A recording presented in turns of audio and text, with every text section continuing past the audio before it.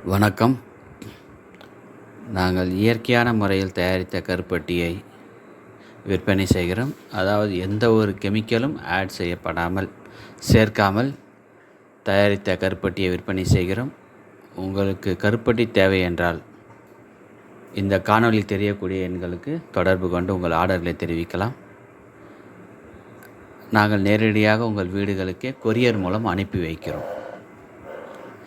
சாதாரணமாக கருப்பட்டி கால்சியம் மற்றும் இரும்பு சத்து அதிகம் கொண்டது.